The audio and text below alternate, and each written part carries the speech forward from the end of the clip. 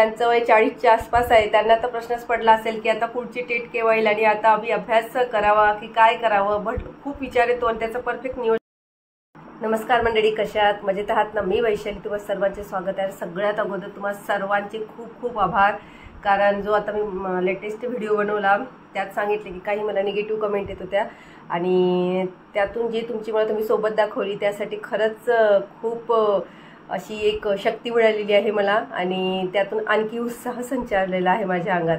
तर बघा मैत्रिणींनो, आता आपली टेट परीक्षा झाली, माझाही पेपर झाला, भरपूर जणांचे पेपर झाले आणि आज उद्या परवा भरपूर जणांचे पेपर ऑलमोस्ट होऊन जातील. पण आता टेट झाली तर पुढे काय, हा प्रश्न सर्वांच्या डोक्यात आला असेल आणि त्यात आता भरपूर जणांचे वय पण जाणार आहेत. त्यापैकी मी एक, म्हणजे माझं पण आता ॲटलिस्ट मला आता 40 चालू झालेलं आहे. तर मी ओपनमध्ये तर आता पकडण्यात येणार नाही, कॅटेगरीमधून मी माझी टेट देऊ शकेल जर पुढे निघाली तर. आणि तुम्हाला माहीत आहे की जी 2022ला एक टेट झाली त्यानंतर ही आता 2025ला टेट झाली. आता या समोर कधी टेट निघेल यावर प्रश्नचिन्हच आहे.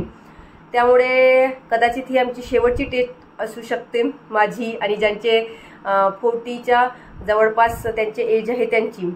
तर मला नक्की कमेंटमध्ये सांगा की कोणाकोणाची शेवटची टेट आहे ते माझ्यासारखी. आणि ज्यांच्यासाठी अजून नाही, त्यांचं वय अजून बाकी आहे, जास्त वय नाही आहे, त्यांनी खरोखर ना तुमचं ध्येय निश्चित करा. ज्यांचं वय 40च्या आसपास आहे त्यांना तर प्रश्नच पडला असेल की आता पुढची टेट केव्हा येईल आणि आता आम्ही अभ्यास करावा की काय करावं, बट खूप विचार येतो आणि त्याचं परफेक्ट नियोजन करावं लागेल. तर बघा मैत्रिणींनो, सगळ्यात अगोदरनं आपल्या जो एम आहे किंवा आपलं जे गोल आहे ते आपल्याला निश्चित करावं लागेल. सगळ्यात महत्त्वाचं, आपण हाऊसवाईफ असतो आणि आपल्याला सगळं घर सांभाळून आपली स्वप्न पण पूर्ण करायची आहे. तर त्यासाठी सगळ्यात अगोदर ध्येय ठरवायचं. की ज्यांना आता ही शेवटची टेट ठरू शकते किंवा येणारी टेट जर 2-3 वर्षांनी आली तर आम्ही देऊ पण शकणार नाही, त्यांना एक वेगळं नियोजन करावं लागेल. आणि ज्यांची अजून वय बॅलन्स आहे त्या देऊ शकतील पुढची टेट, त्यांनी एक वेगळं नियोजन करावं लागेल. तर आता काय करायचं, तर बघा अगोदर ज्यांच्याजवळ बॅलन्स वय आहे त्यांच्याविषयी थोडं बोलूया. तर बघा तुम्ही काय करायचं, आता तुमचा अभ्यास तुम्ही चालू ठेवायचा. आणि सगळ्यात महत्त्वाचं म्हणजे आता टेट कधी येणार आहे कोणालाच माहिती नाही आहे. जर तुम्हाला खरोखर शिक्षक व्हायचं असेल ना तर असंच तुम्हाला माहीत झालेलं आहे पॅटर्न काय असतो. आता तर बुद्धिमत्तेची प्रॅक्टिस करत राहायची, थोडी थोडी दिवसातून 1 तास द्यायचा. जसं आपण टीव्ही पाहण्यात 2 तास आपले घालतो तसे 2 तास तुम्ही ठरवून घ्या, म्हणजे कंटिन्युअसपणा येईल. त्यामुळे वेळेवर आपल्याला असं खूप कठीण वाटणार नाही हा सगळा पार्ट. आपण जे बँकिंगचे पोरं करू शकतात ते आपण किंवा तुम्ही करू शकाल.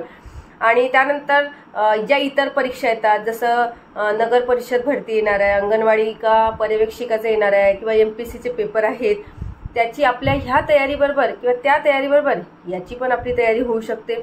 म्हणून स्वतःला आता त्या फ्लोमध्ये आहोत ना आपण अभ्यासाच्या, तर त्या फ्लोमध्ये आपला फ्लो टिकवून ठेवण्यासाठी अर्धा ते 1 तास अभ्यास करावा, असं माझं मत आहे. तुमचं काय ते नक्की मला कमेंटमध्ये सांगा.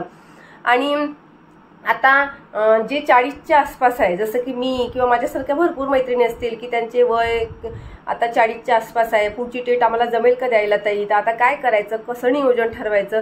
तर सगळ्यात अगोदर आहे का माझं नियोजन काय मी तुम्हाला सांगते. आता बघा माझे 12 तारखेपासून MA इंग्लिशचं 2nd इयर सुरू होत आहे, म्हणजे मी इग्नूमधून MA इंग्लिशमध्ये करत आहे. तर त्यात माझा आता माझा पुढील एम काय आहे की मला MA इंग्लिश माझं क्लिअर करायचं आहे. बघा मी माझे एम कसे ठरवलेले आहेत. तर त्यानंतर बघा मी RRB टीचरचा पण फॉर्म भरलेला आहे. त्यामुळे आता माझं हे झालं की RRB टीचरची जी एक्झाम आहे ती ऑगस्ट महिन्याच्या मिडमध्ये राहू शकते. त्यामुळे त्यानंतरचं माझं ते एम राहील. किंवा मग मी आता माझा विचार आहे की मी एक वेळा जे MPSCचे आपले एक्झाम असतात, ज्या गटबच्या एक्झाम असतात त्याचे पण पेपर द्यायचे म्हणजे अभ्यास सुरू करायचा, जेवढं होईल तेवढं करायचं. म्हणजे कसं असतं, स्वतःला खंत वाटत नाही, आपण रनर असतो, आपण काहीतरी करू शकतो ही भावना आपल्या मनात तयार होते, आपला स्वतःत कॉन्फिडन्स वाढतो. आणि दिवसातून 1-2 तास तर द्यायचे आहेत ना, दिवसातून 1-2 तास आपल्याला. किंवा मी असं म्हणणार नाही की तुम्ही एकदम असे फुल्ली कॉन्सन्ट्रेशन करून एकदम असे जे अशा बिना लग्नाच्या ज्या स्त्रिया असतात किंवा मुली असतात त्यांच्यासारखे आपण 9-10 तास नाही देऊ शकत. पण आपला स्वतःतला कॉन्फिडन्स आपल्याला बिल्डअप करायचा, आपण दिवसातून 2-3 तास नक्कीच देऊ शकतो. आणि द्यायलाच पाहिजे, कारण आपला फ्लो मेंटेन राहतो. किंवा मग एखादी तलाठी परीक्षा आली किंवा तलाठी भरती आली त्याचा आपल्याला भरपूर फायदा होऊ शकतो. मग या गोष्टीचा फ्लो जर राहिला अभ्यासात तर. आणि एक वेळा जर का फ्लो तुटला ना मैत्रिणींनो अभ्यासाचा, तो मेंटेन व्हायला भरपूर काळ लागतो आणि तो होतच नाही बॅलन्स. म्हणून कधीही फ्लो तुटू देऊ नका अभ्यासाचा. आपल्या परीनं आपण जेवढे प्रयत्न करायचे तेवढे केलेले आहेत. आता हे सगळं सोडून द्यायचं. टेटचा विचार करणं सोडून द्या. आता फक्त समोर काय करायचं त्याचा विचार करा. ज्या मैत्रिणींचं अजून MA झालं नसेल किंवा BA व्हायचं असेल त्यांनी तिकडे लक्ष द्या जरा. किंवा ज्यांना आता शिकायचंच नाही आहे, ताई आता नको, आता बाद झाला, आता शिकायचं नाही, तर स्वतःच्या हॉबीज जोपासा, स्वतःचे स्मॉल हॅपीनेस शोधा. स्वतः असा भरपूर काही बिझनेस असतात घरी छोटे मोठे, त्याकडे लक्ष द्या. पण थांबू नका. काहीतरी स्वतःमधली क्वालिटी ओळखा. माझं काय म्हणणं आहे की स्वतःमधल्या क्वालिटीला ओळखा, स्वतःचे स्मॉल हॅपीनेस जोपासा, स्वतःच्या हॉबीज जोपासा, जेणेकरून काहीतरी करून दाखवा. कारण तुम्हाला सांगते, जोपर्यंत आपण स्वतःच्या नजरेत स्वतःचा रिस्पेक्ट मिळवणार नाही, स्वतःला महत्त्व देणार नाही ना, तोपर्यंत समोरचा पण आपल्याला महत्त्व देत नाही. कळतंय का तुम्हाला? म्हणून तुम्हाला सांगते ना, स्वतःला कॉन्फिडन्स ठेवण्यासाठी, स्वतःला गिव्हअप करण्यासाठी, स्वतःला काहीतरी करून दाखवण्यासाठी स्वतःत बदल घडवायलाच हवा. आणि त्याच्यासाठी स्वतः काहीतरी करून दाखवावं लागेल. आता जर नसेलच अभ्यास करायचा तर स्वतःच्या हॉबीज जोपासा, स्वतःला डेव्हलप करा, स्वतःचे वीक पॉईंट शोधून काढा, स्ट्रेंथ शोधून काढा आणि त्यावर भर द्या. म्हणजे असं फक्त TV पाहत वेळ वाया घालवू नका किंवा मोबाईल स्क्रोल करण्यात वेळ वाया घालवू नका. आता ही जी वेळ आहे तर या वेळेतल्या दिवसातला 1-2 तास स्वतःला द्या. शोधा स्वतःला. आणि मग त्याची उत्तरं स्वतःला मिळाली की मग आपण स्वतः डेव्हलप व्हायला आपल्याला छान वाटतं. आणि आपल्याला मग खंत राहणार नाही नंतर पुढील आयुष्यात की नाही मी काहीच केलं नाही किंवा मी करू शकले असते, पण ती वेळ निघून गेलेली असते. आता आपल्याजवळ अभ्यासाची वेळ होती, आपण अभ्यास पण केला, आता आपल्या कर्मावर आपण सोडून द्यायचं, त्याचा जास्त विचार करायचा नाही. कारण एवढं लक्षात ठेवा, सगळ्यांच्या आयुष्यात दुःख येतात, सगळ्यांच्याच आयुष्यात रात्र असते, अशी खूप भयानक रात्र असते, पण त्याच्यानंतर दिवस निघत असतो. तुम्हाला माहित असेल, आपण झोपतो तेव्हा 2-3 ही भयानक रात्र असते, पण 4 वाजतात, 5 वाजतात, 6 वाजतातच. पण जी भयानक रात्र असतात ना, तिथे आपल्याला खूप भीती वाटते. आपल्याला वाटते की माझ्यासोबतच असं का घडतं, मलाच का असं होतंय, म्हणून आपण मागे पडतो. आणि आपली तीच मागे पडण्याची वेळ असते ना, तिथं ना आपण हात टेकून देते, पण तिथे हात टेकायचे नसते. म्हणून फ्लो मेंटेन करा. आणि आणखीन बोलूया या विषयावर थोडं, पण आता म्हटलं चला तुमच्यासोबत बोलूया थोडं या विषयावर, म्हणून आज बोलले.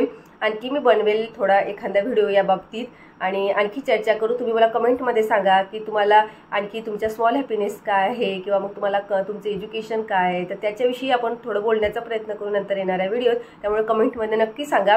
आता तुमची टेट झाली तर पुढे काय, हा प्रश्न सगळ्यांनाच पडला असेल, तर तुम्ही काय तुमच्याकडून मला काय रिस्पॉन्स भेटतो आणि त्यानुसार पण आपण या बाबतीत बोलू शकतो, मग चर्चा करू शकतो. म्हणून नक्की सांगा, मी वाट बघेल. तोपर्यंत स्वतःला पॉझिटिव्ह ठेवा, स्वतःला पॉझिटिव्ह विचारात असं गुंतवून टाका की निगेटिव्ह विचार कधी मनात येऊच देऊ नका. बाय.